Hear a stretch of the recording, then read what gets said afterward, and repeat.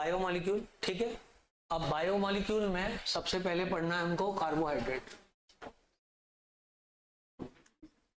Carbohydrates, ठीक है। तो लिखो कार्बोहाइड्रेट, और इसमें लिखना carbohydrate are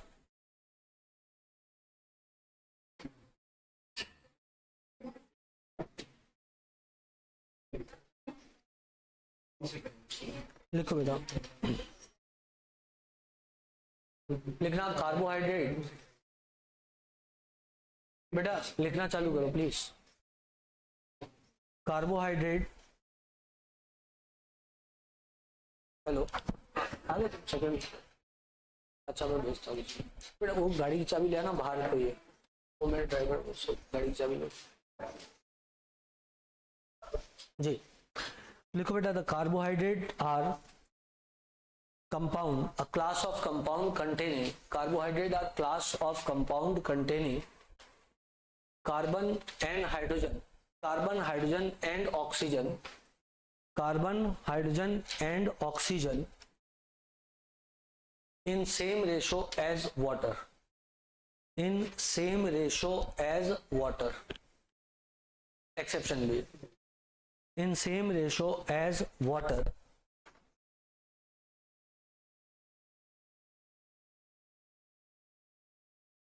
These compounds are therefore represented as, these compounds are therefore represented as CX H2OY, CX H2OY, ठीक है बेटा।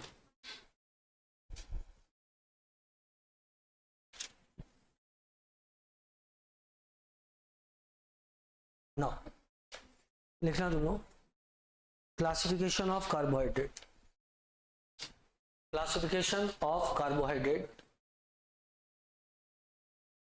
on the basis of reducing and non-reducing nature. Number 1, reducing sugar,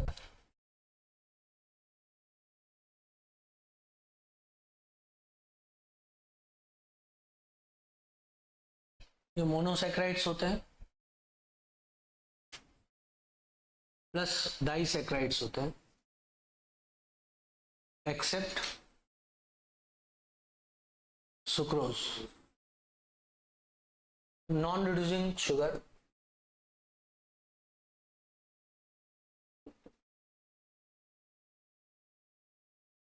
that is sucrose plus polysaccharides, ठीक है बेटा, sucrose plus polysaccharides. तो reducing sugar क्या होते हैं? रिड्यूसिंग शुगर जो होते हैं वो दे रिड्यूस और they give positive test with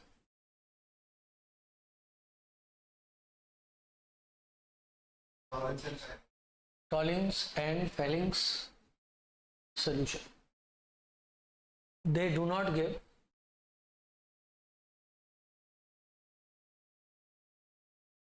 positive test with Felling solution and Tollens solution. These are non-reducing sugars. Now classification of carbohydrate on the basis of monomeric units. Classification of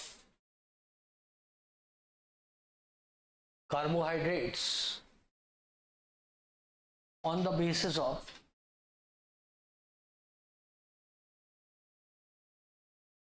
monomeric units. Number 1,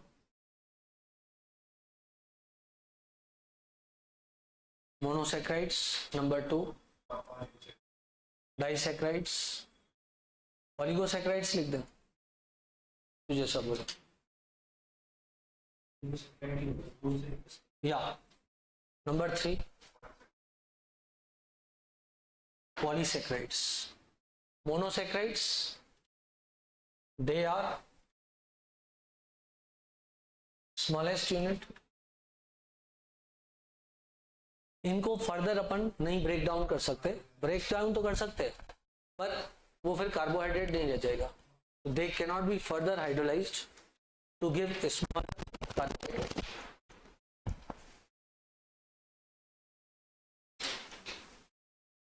They cannot be further hydrolyzed to give a smaller unit of carbohydrate. Then oligosaccharide 2 to 10 units, more than 10 units. Polysaccharides. ठीक. हाँ बेटा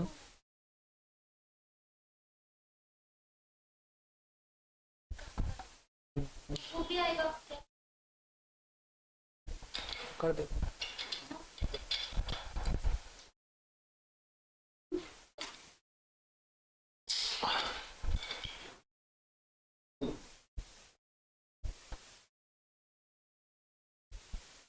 ठीक.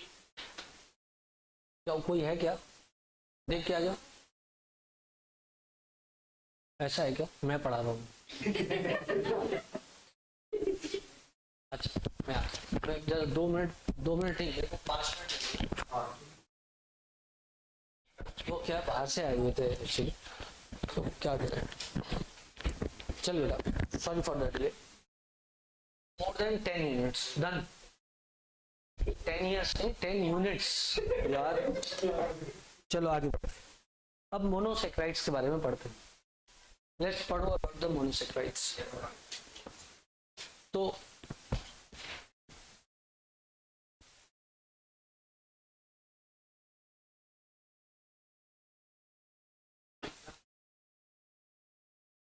Class online चल रही होगी.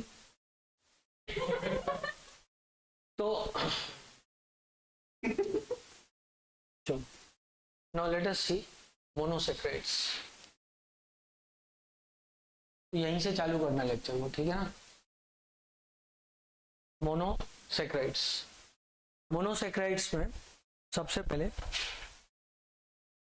दे are classified into 2 categories. लिखो बेटा monosaccharides. Topic डालो मोनोसेक्राइड और लिखना monosaccharides are classified into 2 categories. Monosaccharides are classified into 2 categories. Number 1, aldose, and number 2, ketose. पहला हुआ एल्डोस और दूसरा हुआ कीटोस. अब लिखो बेटा एल्डोस में, हाँ लिखो aldoses are optically active polyhydroxy aldehyde. Optically active polyhydroxy aldehyde. और ये क्या है बोलो. कीटोन. ठीक है बेटा. उसके बाद में आता है कौन सा. हाँ समझ गया. एनसीईआरटी के ये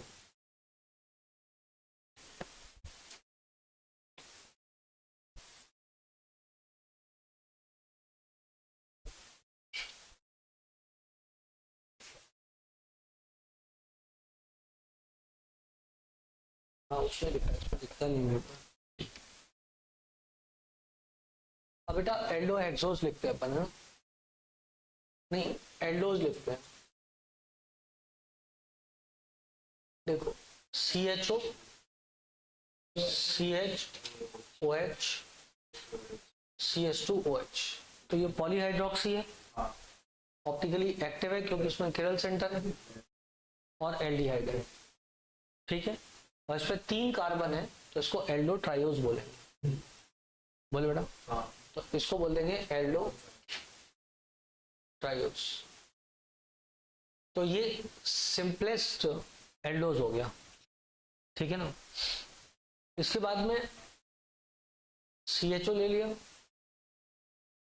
CHOH कर दिया, CHOH कर दिया, CH2OH कर दिया, ये भी हो गया और ये भी हो गया।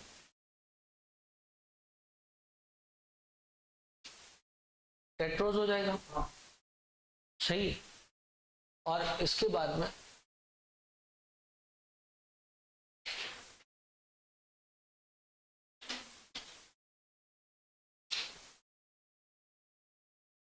पेंटोज हो जाएगा, और फिर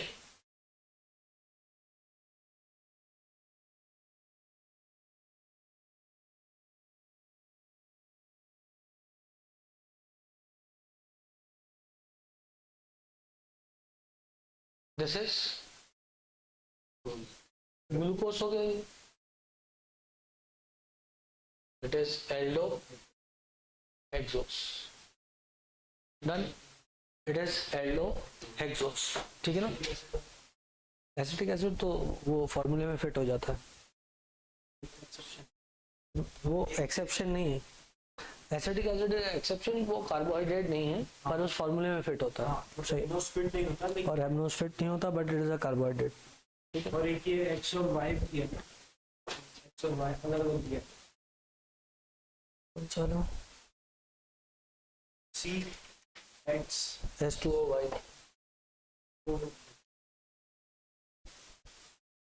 जनरली तो एक्स और वाई से होता है।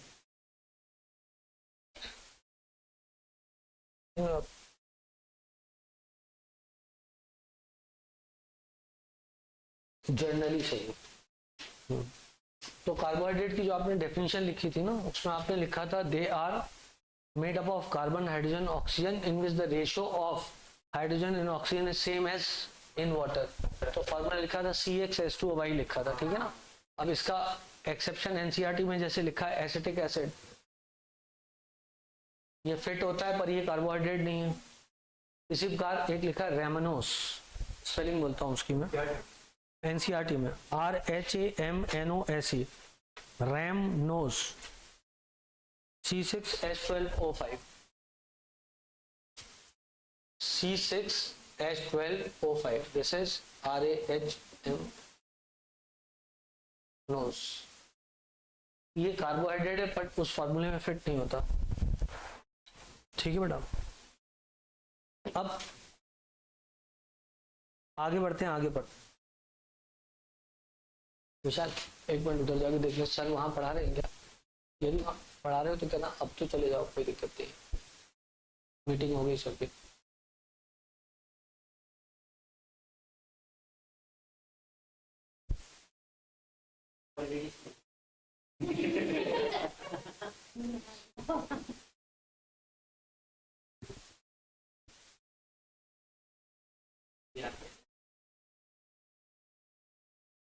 नहीं, चिंता में मारा जा रहा। आगे बढ़ते हैं। अब बेटा ये हो गया। अब एल्डोकीटोज ऐसे ही होंगे 4, बोलो बेटा। सिंपलेस्ट एल्डोकीटोज कौन सा होगा? वो टेट्रोज होगा, ट्रायोज तो नहीं हो सकता, या तो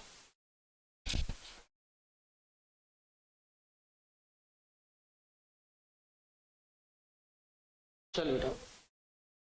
अब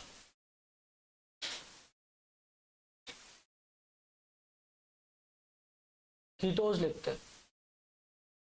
कीटोज में मान लो मैं यहां लिख दूं CH2OH, C double bond O, CH2OH। अब ये पॉलीहाइड्रोक्सी तो है पर ये ऑप्टिकली एक्टिव नहीं है। ये पॉलीहाइड्रोक्सी तो है पर ये ऑप्टिकली एक्टिव नहीं है, तो it is not a carbohydrate. मतलब it is not a carbohydrate क्योंकि पॉलीहाइड्रोक्सी तो है पर ऑप्टिकली एक्टिव नहीं है, ठीक है। इसकी बात करें, हाँ डाइहाइड्रोक्सी एसीटोन बोल सकते हैं। एसीटोन नहीं, कीटोन। एसीटोन कैसे बोले? बोल सकते हो, बोल सकते हो। हाँ, डाइहाइड्रोक्सी एसीटोन भी बोल सकते हो, क्योंकि एसीटोन था वो, उसके 2 H हटा के 2 OH लगा दिए, बोल सकते हो। चलो, इसके बाद आ जाएगा CH2OH, C double bond O, CHOH, CH2OH, ये हो जाएगा पॉलीहाइड्रोक्सी और ऑप्टिकली एक्टिव है, बोलो बेटा। तो ये हो जाएगा टेट्रा कीटोस। इसी प्रकार से CH2OH, CHOH, CHOH, इसको डबल बॉन्ड O कर देते हैं झटापट फटाफट। आप लोग भी कर सकते हो, जरूरी नहीं मैं ही सब कुछ करूँ यहाँ पर। और ये हो जाएगा CH2OH, C double bond O, 1 2 3 4, HOH, OH, H, OH, H, CH2OH. This is fructose. Fructose है, it is a type of ketohexose. ठीक है बेटा, हाँ मतलब कीटोहेक्सोस है ना।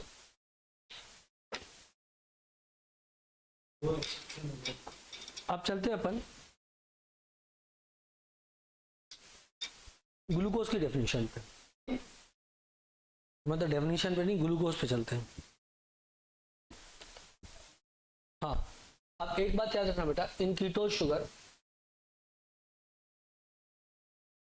in ketose sugar, C double bond O is always on second position.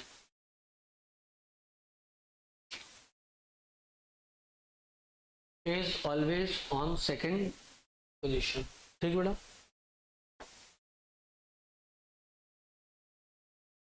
First member of ketose sugar is ketotetrose, या tetraketos या ketotetrose।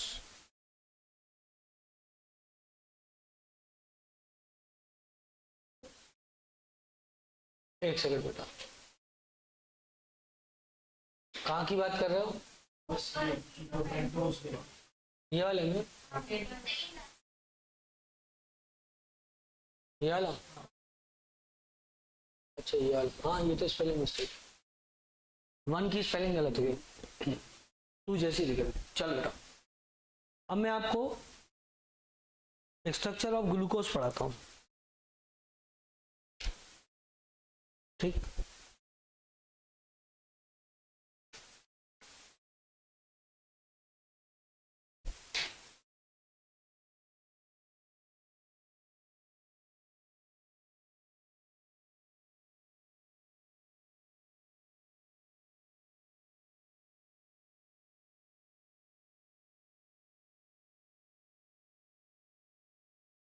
ग्लूकोज का structure, let us study about the structure of glucose.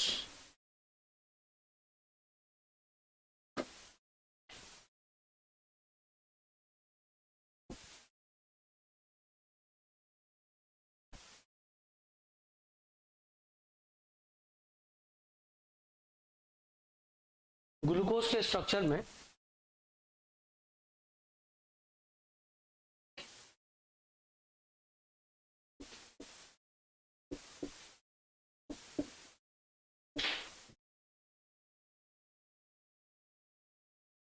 देखो, दूसरे carbon पे, चौथे पे और 5वें पे OH राइट में, तीसरे में OH लेफ्ट में।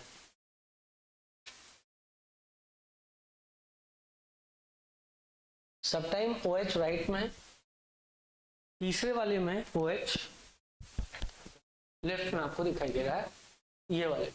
ठीक बेटा, दिस इज ग्लूकोज। इसके अलावा यदि आपने कुछ बनाया तो ग्लूकोज नहीं होगा, वो फिर ग्लूकोज का ही कोई आइसोमर हो जाएगा। तो this is open chain of glucose, open chain form of glucose.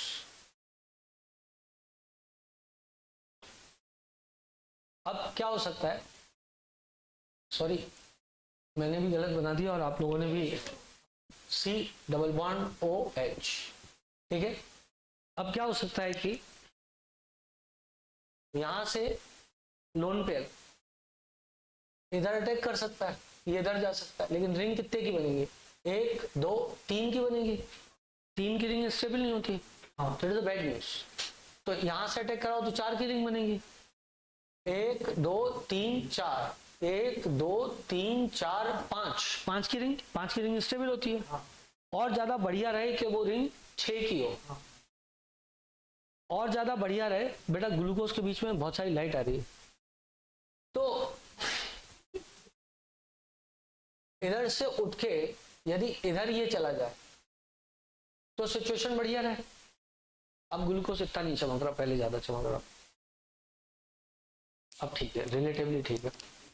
पहले तो बिल्कुल एनर्जी निकल के बाहर चली आ रही है। या सनलाइट की प्रेजेंस में ग्लूकोज बहुत बढ़िया बन रहा था। चलो ये आ गया इधर, डन।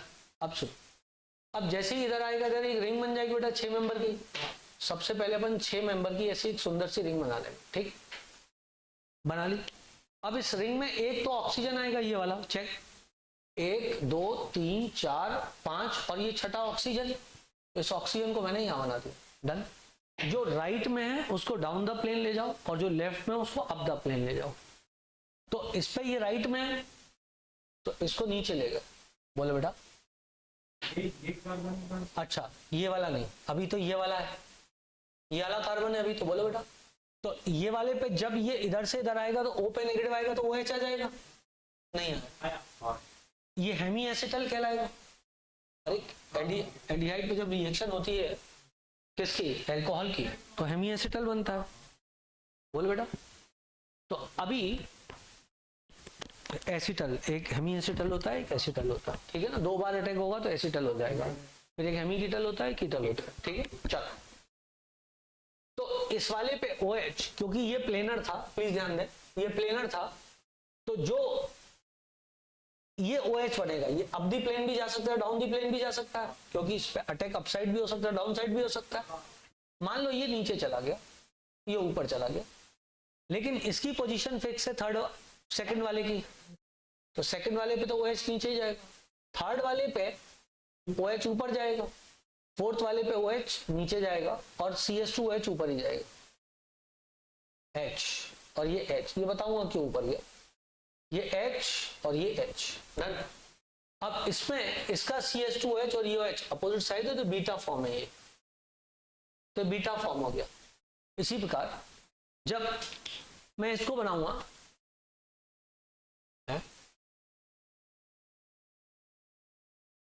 अब यहां पे एक नया किरल सेंटर जनरेट हुआ जो कि पहले नहीं था, वो ये वाला, इसको अपन एनोमेरिक कार्बन बोलते हैं। क्या बोलते हैं, एनोमेरिक कार्बन। इधर ऑक्सीजन आ गया, ये OH ऊपर भी जा सकता था, नीचे भी जा सकता था, इस बार ऊपर चला गया, ये फिक्स है, OH नीचे जाएगा, H नीचे जाएगा, OH नीचे जाएगा, CH2OH ऊपर जाएगा। जो राइट में है वो नीचे जाएगा, और जो हाँ क्या, जो अपोजिट साइड है तो पीछे। अच्छा अल्फा में अपोजिट है, बीटा में सेम साइड है, उल्टा बोल दिया, सॉरी। अल्फा डी पायरनोस, ग्लूका इसलिए ग्लूकोस है, और पायरन रिंग से मिलता है इसलिए पायरनोस, ग्लूकोपायरनोस, और ये कहलाएगा बीटा डी ग्लूको पायरनोस। पहले फॉर्म बनाओ, पायरन, पायरन का स्ट्रक्चर है सपोज समथिंग लाइक, ठीक है ना।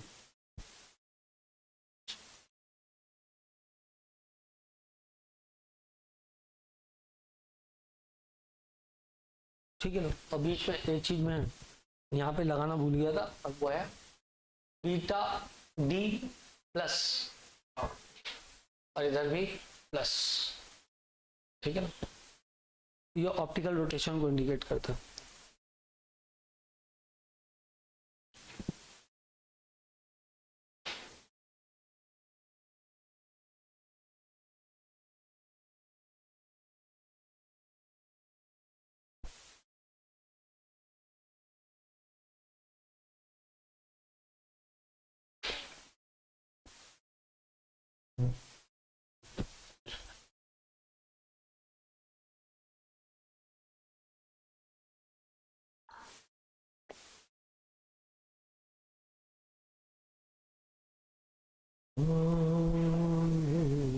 एनोमेरिक मतलब हो सकता है, एनोमेरिक तो मतलब उल्टा हो सकता है, कुछ चीज उल्टी हो सकती है। एनोमेरिक पे तो उल्टा हो सकता है ना, तभी तो बीटा और अल्फा नया बन जाए।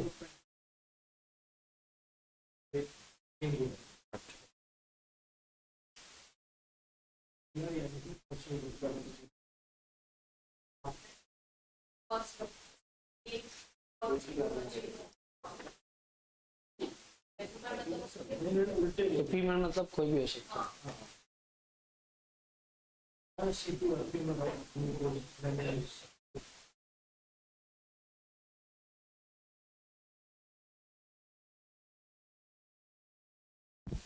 लिख लो कहीं पे, the two cyclic form of diastereomer, लिखो कहीं पे, the two cyclic form of diastereomers that differs in configuration only at C। क्या बोले? The two cyclic form of डायास्टीरियोमर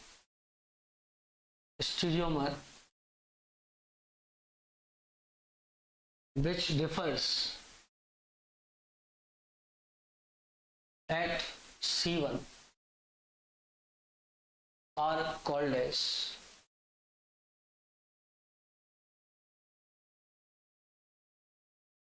anomers. Epimer शब्द पहले भी एक बार पढ़ा चुका हूं मैं आपको, किसी भी एक सेंटर पे डिफर करता है, आज भी पढ़ाऊंगा।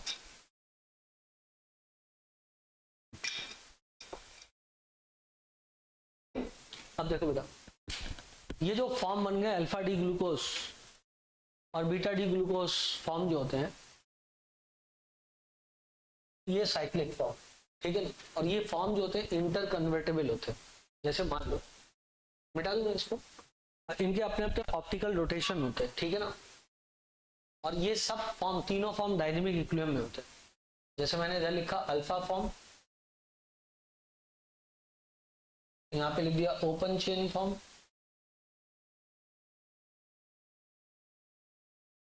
यहाँ पे लिख दिया बीटा फॉर्म। तो बीटा फॉर्म अप्रोक्सीमेटली 64% होता है और ये फॉर्म अप्रोक्सीमेटली 36% होता है और ये 0.02% होता है। अब प्लीज मेरे से स्टूपिड क्वेश्चन मत पूछो, ये दोनों मिला के 100% हो गया सर, तो ये पॉइंट अप्रोक्सीमेटली लिखा है ना मैंने पहले से, तो तुम्हारा भरोसा नहीं है, तुरंत तुम्हारे अंदर का मैथ जाग जाए। नहीं वो भरोसा नहीं है ना भाई। अल्फा फॉर्म का रोटेशन जो है 112 है, सपोज 112.7 हो, समथिंग लाइक दिस। किसी पर्टिकुलर के लिए या सबके लिए? बोले तो ग्लूकोज के लिए, हाँ ऑब्वियसली सिर्फ ग्लूकोज के लिए 112.2 है डिग्री रोटेशन होता है इसका। और इसका जो ऑप्टिकल रोटेशन होता है दिस इज समथिंग अराउंड 18.7। और इनका जो फॉर्म है, अब तुम देखो 36% है, तो इसको 0.36 इंटू 112.2 कर दो प्लस 0.64 इंटू 18.7 कर दो, तो इसका जो ओवरऑल रोटेशन आता है वो आता है 52.7 डिग्री। ऑप्टिकल रोटेशन जो आता है ना वो 52.7 डिग्रीज प्लस है, इसलिए ऊपर जो है D प्लस लगा हुआ है, क्योंकि इसका ओवरऑल जो ऑप्टिकल रोटेशन वो क्या है, पॉजिटिव है। इसको समझते हो ऑप्टिकल रोटेशन को? जब प्लेन पोलराइज्ड लाइट को हम पोलरीमीटर से क्रॉस करते हैं तो क्या होता है कि ऑप्टिकली एक्टिव सब्सटेंस उसको टुवर्ड्स दी राइट या लेफ्ट डेविएट कर देता है। तो यहाँ पर क्या हुआ है कि जब ग्लूकोज के सोल्यूशन से आप लाइट को क्रॉस करोगे तो वो उसको 52.7 degrees to the right turn कर देगा, ठीक है बेटा। अब तो मेरी बात समझ में आ रही है? ये एवरेज रोटेशन है, एवरेज रोटेशन है, क्योंकि अल्फा फॉर्म अलग रोटेशन करता है, बीटा फॉर्म अलग रोटेशन करता है, ठीक है बेटा। ये भी करता होगा कुछ ना कुछ, लेकिन वो नेग्लिजिबल होगा, इसलिए इन दोनों की ले लिए पर, ठीक। अब क्या होता है, जैसे मान लो कल के दिन आप, मैंने एक दुकान भी है मेरी साइड में, मैंने खोली हुई है, नहीं है, किराने का सामान रखा हुआ है मैंने, बोरी में भर लाया हूँ। तो तुमने मेरे से बोला भानुसर प्योर बीटा फॉर्म आप हमको दे दो ग्लूकोज का, ऐसा मतलब स्टैंडर्ड ऐसे नहीं, मतलब प्योर एकदम प्योर बीटा फॉर्म आप मेरे को दे दो। मैंने कहा ले जा बेटा, 30 रुपए का 10 ग्राम। तो तुम बीटा फॉर्म ले गए और तुमने ले जाके उस बीटा फॉर्म को पानी के अंदर ढोल दिया, तो थोड़ी देर में क्या होगा, बीटा फॉर्म ओपन हो जाएगा और वो वापस से अपने आप को क्या करेगा, एक डायनेमिक इक्विलिब्रियम में लेके आएगा और इक्विलिब्रियम में ये हो जाएगा। ठीक है, कबीर आया, कबीर ने मेरे से बोला आंसर मेरे को अल्फा फॉर्म चाहिए। आशीष बीटा लेके गया, मेरे को अल्फा चाहिए, तो ये अल्फा लेके गया, इससे ले जाके अल्फा को पानी में डाल दिया, फिर से एक डायनेमिक इक्विलिब्रियम, फिर से वो फॉर्म ओपन होगा और ओपन फॉर्म होकर के डायनेमिक इक्विलिब्रियम होगा और जो सोल्यूशन इन दोनों को मिलेगा, उन दोनों सोल्यूशन का जो रोटेशन होगा 52.7 डिग्रीज होगा। क्लियर है? ये जो चेंज होता है रोटेशन का, इसको बोलते हैं म्यूटा रोटेशन। ठीक है, ये जो रोटेशन में चेंज होता है इसको बोलते हैं म्यूटा रोटेशन। जब किसी प्योर फॉर्म को अपन क्या करते हैं, सोल्यूशन में डालते हैं तो चेंज हो जाता है रोटेशन में, उसको बोलते हैं म्यूटा रोटेशन। मैं इसको मिटाऊं, ये कैसे चेंज होगा वो बताता हूं।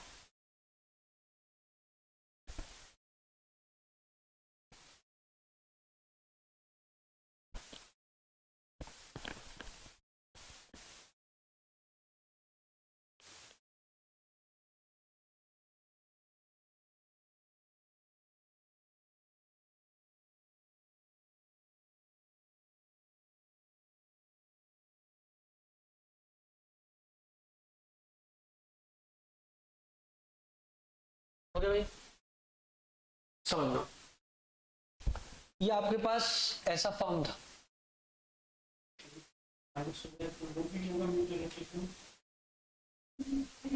क्या बेटा? प्लस से माइनस हो जाए तो वो भी रोटेशन हुआ। हाँ, क्यों नहीं हुआ, बिल्कुल। अब क्लास नहीं चल रही है क्या ग्रुप पे?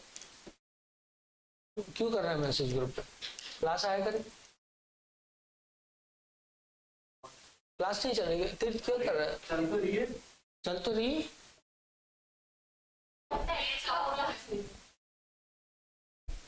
चल आगे बढ़ते आगे बढ़ते। क्लास इसके लिए थोड़ी ना है कि आप क्लास नहीं आओ, वो तो एक सुविधा है, और इसके लिए नहीं आप आराम से घर में बैठो, आराम से घर पे थोड़ी ना बैठना, क्लास आना है रोज। ओ ये क्या है, ओ तो है, उसके बाद भी तो कुछ है, ये H है, ये O है, ये H, डन। अब ये क्या है, इधर OH नीचे आ गया, वाह यार क्या बात बोली तो, मजा आ गया। ये CH2OH, डन। अब मेरी बात को आप ध्यान से सुनो, यहां पे बाकी जगह HH लगा देते हैं। अब इसमें से सिर्फ यही वाला है जो ओपन हो सकता है। कैसे? क्योंकि यदि ये वाला H गया तो ये इधर से इधर जाएगा, ये इधर से इधर जाएगा। ये देखते ही आपको लगेगा ओ हो मजा ही आ गया, ये वाला भी ले जाओ सर आप सब और ओपन कर दो। अब ओपन नहीं हो सकता, क्यों? क्योंकि यदि आप इसको ले गए तो आप इसको इधर से इधर ले जाओगे, अब या तो बॉन्ड इस डायरेक्शन में ब्रेक होगा या इस डायरेक्शन में ब्रेक होगा, दोनों ही केस में नेगेटिव चार्ज कार्बन पे आए, तो कार्बन पे नेगेटिव चार्ज होल्ड नहीं होगा क्योंकि carbon is less electronegative element. तो वो क्या करेगा, वो कहेगा मैं तो नहीं आऊंगा भैया, भाई O का नेगेटिव चार्ज मिटा के C पे नेगेटिव चार्ज तो क्रिएट नहीं कर सकते ना, स्ट्रक्चर ओपन नहीं हो पाएगा। तो यदि स्ट्रक्चर को ओपन करना है तो सिर्फ ये C1 पे ही स्ट्रक्चर ओपन हो सकता है। तो बात समझ में आ रही है? यदि किसी भी कारण से ये वाला OH गायब हो जाए तो ये स्ट्रक्चर ओपन होकर एल्डिहाइड फॉर्म में नहीं जा सकता, और यदि एल्डिहाइड फॉर्म में नहीं गया तो ये फेलिंग सोल्यूशन और टॉलिंग सोल्यूशन से रिएक्ट करेगा, क्योंकि तो अल्कोहल या ईथर है। बोले मेरे भाई, या तो ये अल्कोहल है या तो ये ईथर है, तो ये ओपन हो ही नहीं सकता। क्या मेरी बात क्लियर? सब लोग क्लियर है कि नहीं? क्लियर। तो अब I suppose this is understandable, किसी को कोई दिक्कत कोई परेशानी नहीं होनी चाहिए। इधर से इधर और ये इधर से इधर चला गया, डन। तो ओपन हो सकता है ये, पर इधर से हम इसको ओपन नहीं करेंगे। इसलिए आपको यदि याद हो तो एक बार की बात है कि हमने ये बात कही थी कि जो सुक्रोज होता है वो नॉन रिड्यूसिंग होता है, बाकी डाइसैकेराइड सारे के सारे क्या होते हैं, रिड्यूसिंग होते हैं, क्योंकि बाकी डाइसैकेराइड में 1,4 लिंकेज होता है। 1,4 लिंकेज मतलब समझे, इसका एक इसके चौथे वाले से रिएक्ट करता है। तुम लोगों ने कभी बायो वालों ने तो पढ़ा होगा 1,4 लिंकेज और 1,6 लिंकेज। तुम लोग एंजाइम पढ़े होंगे कि जो डाइस्ट्रेज एंजाइम होता है वो 1,4 लिंकेज को तोड़ता है और 1,6 लिंकेज को जो है इंटेस्टाइनल एंजाइम तोड़ते हैं। इसलिए जो है कभी भी कंप्लीट डाइजेशन माउथ के लेवल पे नहीं होता। जो सलाइवरी अमाइलेज होता है वो सिर्फ 1,4 लिंकेज को तोड़ता है, और जो इंटेस्टाइनल कार्बोहाइड्रेट डाइजेस्टिंग एंजाइम होते हैं वो 1,4 1,6 दोनों को तोड़ते हैं। इसलिए कार्बोहाइड्रेट का कंप्लीट डाइजेशन इंटेस्टाइनल लेवल पे होता है, माउथ के लेवल पे नहीं होता। क्लियर है बेटा? चलो, तो अपन क्या बात कर रहे थे, अपन बात कर रहे थे यदि 1,4 लिंकेज हुआ तो इसका एक इसका 4 गया, मतलब दो सामने खड़े ना आपके, तो ऐसे करो, ऐसे हो गया ना बेटा। तो इसका एक इसका 4 गया, पर इसका एक तो बच गया ना, इसका एक बच गया तो इधर से स्ट्रक्चर ओपन हो जाएगा, तो वो एल्डिहाइड फॉर्म में चला जाएगा। जैसे ये ओपन हुआ, चेक, ये इधर है, ये इधर से इधर, और ये इधर से इधर ओपन हो गया, बोले बेटा, तो ये C डबल बॉन्ड आ गया, मतलब एल्डिहाइड फॉर्म हो गया। एल्डिहाइड फॉर्म हो गया तो ये रिड्यूसिंग शुगर तो हो जाएगी, फिर ये टॉलरेंस रीजन के साथ रिएक्ट करके खुद एसिड फॉर्म में चला जाएगा, COH बना लेगा। चमका। लेकिन यदि मान लो हमने इन केस इस वाले को और इस वाले को इन्वॉल्व कर लिया, इसका ये इससे OH चला गया, इसका चला गया, तो इधर से एनोमेरिक हाइड्रोजन तो मतलब जो कार्बन वाला OH था वो तो कॉम्प्रोमाइज हो गया दोनों जगह से। अब ये स्ट्रक्चर ओपन नहीं हो सकता। सुक्रोज के अंदर यही होता है। सुक्रोज में जो डाइसैकेराइड बनता है उसके अंदर जो लिंकेज होता है उसमें दोनों एनोमेरिक कार्बन पे लगे OH ग्रुप के बीच में रिएक्शन होके डाइसैकेराइड बॉन्ड बनता है, समझे? इसलिए वो रिड्यूसिंग शुगर नहीं कहलाती है। बाकी सब डाइसैकेराइड्स में क्या होता है, 1,4 चलता है, तो 1 आखिरी में बचा रहता। बोले बेटा, तो आप बोल सकते हो सर जी बहुत मजा आया, बहुत समझ में आ गया, एकदम बढ़िया। तो पॉलीसैकेराइड में क्या प्रॉब्लम है कि आखिरी वाला तो बचा रह जाएगा। अरे हजारों में से यदि एक बचा भी रह गया तो वो कितना टेस्ट पॉजिटिव दे देगा, नहीं समझे? जैसे मान ले विशाल के अंदर बुरे आदमी के गुण 0.00000000000% है, तो कोई इसको बुरा आदमी तो नहीं बोल सकता ना, क्योंकि गुण तो इतना ज्यादा कम, बुरा गुण इतना है, बाकी 99.9999999999 अच्छा इंसान। भाई आजकल यादवों की चल रही है तो बोलना पड़ता है। अच्छा अनन्या भी यादव, एक और आई नहीं यादव, 3 यादव, बहुत पावरफुल है हम लोग, ऐसा नहीं है। एक लड़के ने वहां पे जहां मिता हड़ता है ना दूसरों को ऐसे ले जाकर, जानता है यादव, और गांव का नाम बताया, बोले पूछ लेना कौन, और CM का नाम ऐसे लेके गया जैसे कि मतलब कोई रास्ते चलते आदमी का नाम लेके गया, बोला अपने आदमी। मैंने कहा भाई यार क्या चमका के गया यार। कहाँ जाना है? अच्छा मेरे को लगा तू भी कोई नाम बता रहा है। NCERT में जो सुक्रोज में फ्रक्टोज का स्ट्रक्चर दिया है, हाँ, वो बीटा फ्रक्टोज से मैच नहीं कर रहा। देख लेंगे, NCERT में है कुछ प्रॉब्लम। मिटा दूं मैं इसको बेटा? अरे 2 मिनट लो यार, पानी खत्म हो गया लेकिन आज हमारा यार आके दो, अभी आ जाएगा, आ जाएगा। तुम्हारा तुमने झूठा तो नहीं किया? नहीं बोतल लाओ, दे दो।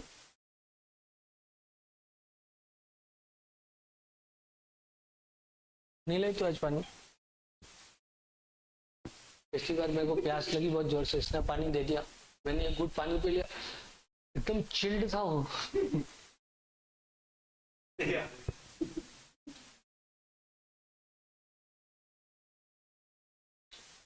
मेरे को पता है अभी कुछ टॉपिक बचे हुए हैं ढेर, तो तुम मिलाओगे नहीं इसमें, तो आगे बढ़ते हैं। ठीक है, आगे बेटा यहां तक बात समझ में सब लोग को? चलो अब तुम लोग लिखो एक शब्द, द चेंज इन, बेटा कंसेप्ट तो आया ना समझ में? लिखना the change in specific rotation, the change in specific rotation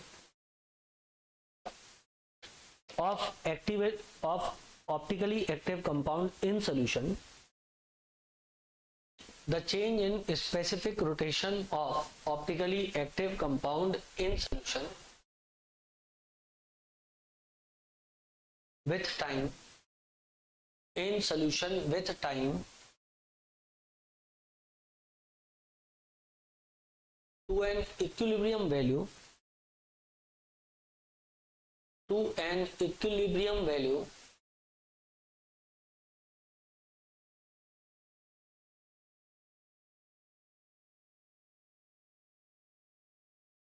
is called muta rotation, is called muta rotation. Muta मतलब होता है change, MUTA, muta, UTA, muta, muta means change, ठीक है बेटा?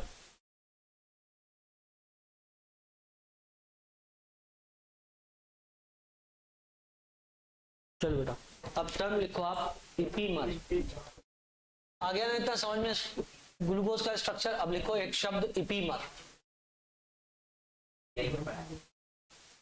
लिखो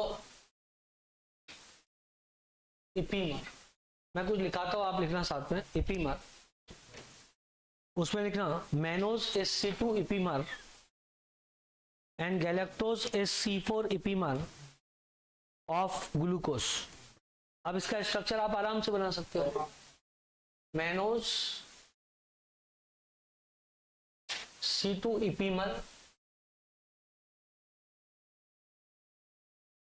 of glucose and galactose is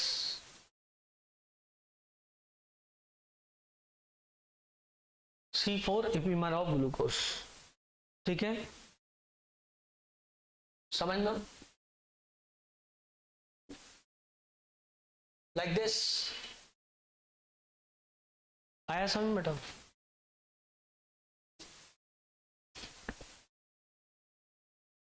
जैसे मान लो glucose का स्ट्रक्चर ऐसा होता, 2 3 4 5 6,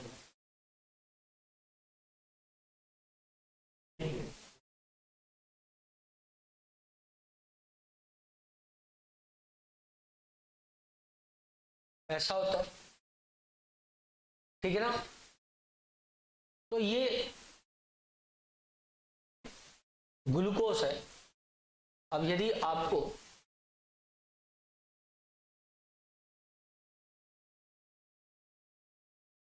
मान लो मैनोज बनाना, तो मैनोज क्या था बेटा? C2 इपीमर था, तो C2 पे ये 1 है, एल्डिहाइड प्राइमरी फंक्शनल ग्रुप है, इसमें ये 3 है, ये 4 है, ये 5 है और ये 6 है। तो सेकंड वाले पे चेंज कर देना, इधर H इधर OH, बाकी सब कुछ सेम रहेगा।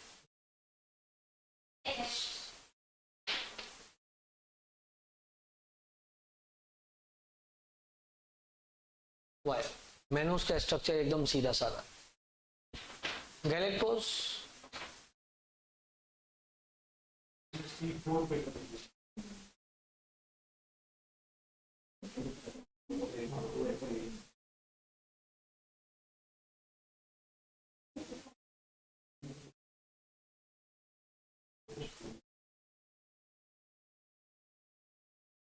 It is galactose.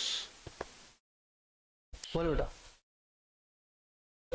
हाँ बच्चे, इपीमर में C1 वाला भी चेंज किया जा सकता है। हाँ हाँ,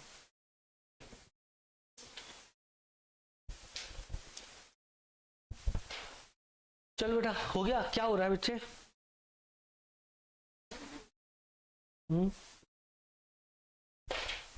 ऐसे ही डी आइडोज होता है और डी टेलोज होता है, वो आपस में C3 इपीमर होता है, लेकिन ठीक है उसकी जरूरत नहीं है, सिर्फ ग्लूकोज के इपीमर की बात करते हैं। Now let us right about the chemical reaction. मिटा दूं क्या इसको बेटा मैं?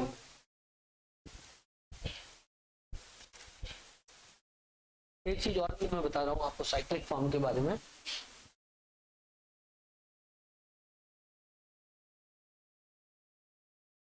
लिख लिया इतना? यार तुम लोग क्या बेटा?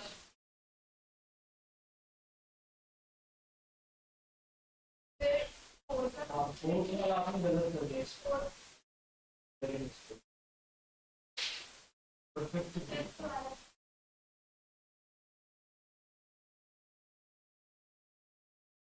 मैं देख रहा था तुम लोग जाग रहे हो, सो रहे हो.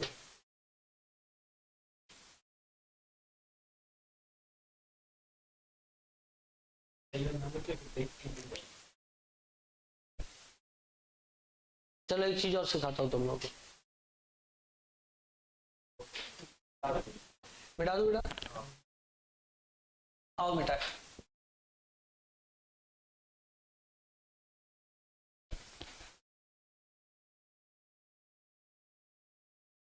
ये दुनिया में महफिल.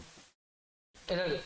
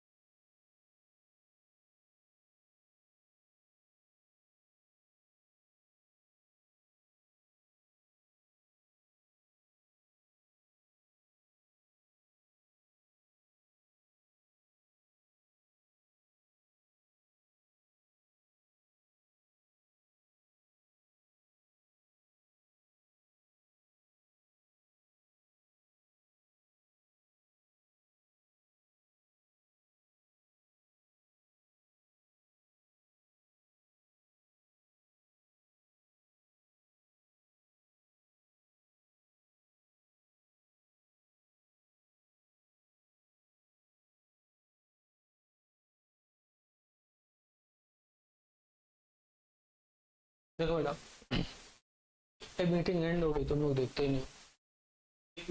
3 मिनट के बच्चे. कितने मिनट? 55 में 3 मिनट है बाकी.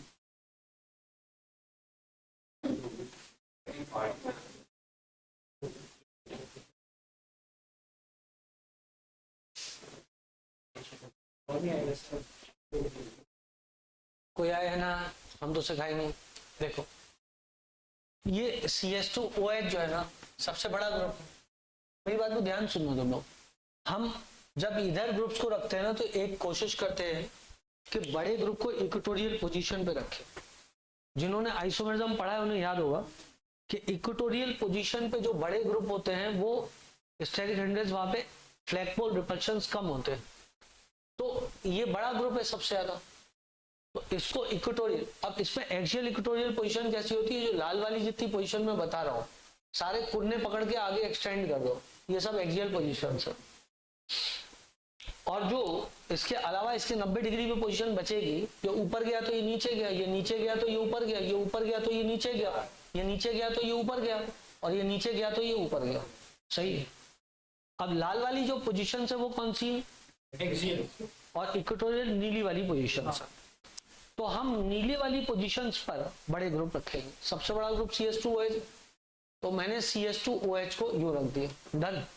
अब CH2OH और ये OH अपोजिट है, तो यदि ये ऊपर की ओर जा रहा है तो ये वाला OH नीचे की ओर जाएगा. बोलो बेटा.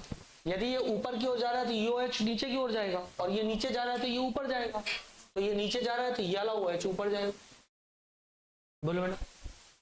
अब इसको देखो, ये भी अपोजिट जा रहा है, तो ये वाला यदि ऊपर जा रहा है तो ये वाला क्या होगा? नीचे जाएगा. बोलो बेटा. अब आया ये लास्ट वाला, इसमें ये नीचे तो ये ऊपर, तो ये नीचे गया तो ये क्या हुआ? ऊपर गया, और ये क्या हो गया? H आ गया. समझ रहे बात को? इधर H आ जाएगा, इधर H आ जाएगा. ये कौन सा फॉर्म है? दोनों एक साथ लगे हुए हैं. कौन सा फॉर्म है? अल्फा फॉर्म है. तो this is alpha form correct है। एक बार चेक करो सब सही लगाए कि नहीं लगाए। मुझे इस पे थोड़ी सा ऊपर नीचे से ही लगाया ना। अल्फा फॉर्म, एक मिनट, अल्फा फॉर्म में OH कहाँ था, ऊपर था कि नीचे था? नीचे था ना। बीटा फॉर्म में एक साथ था, तो दैट इज बीटा फॉर्म, क्योंकि इसके हिसाब से बीटा फॉर्म लेस स्टेबल हो जाता।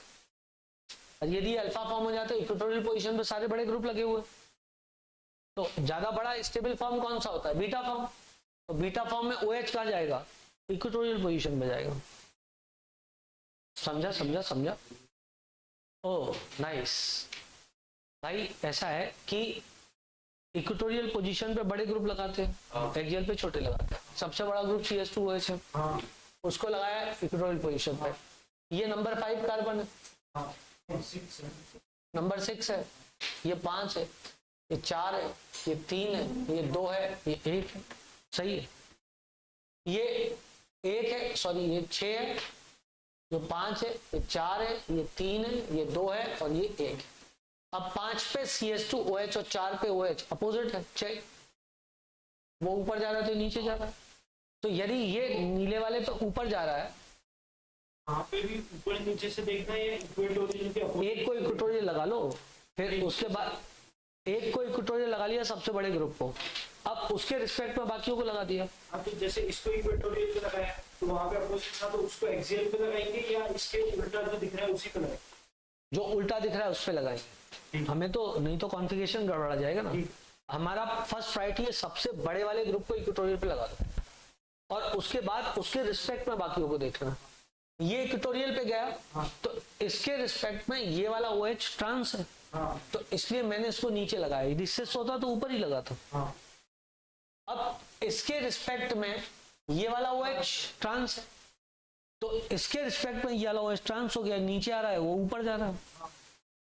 फिर 3 और 2 को देखो, इधर 3 और 2 में OH अपोजिट है, तो 3 में ऊपर जा रहा है, तो 3 में OH में नीचे जा रहा है। फिर 2 और 1 में देखो, इसमें नीचे आ रहा है, इसमें ऊपर जा रहा है, तो 2 पे नीचे जा रहा है तो इस पे ऊपर जा रहा है। ऐसा हो गया, दिस इज बीटा फॉर्म। अब जब तुम इसी का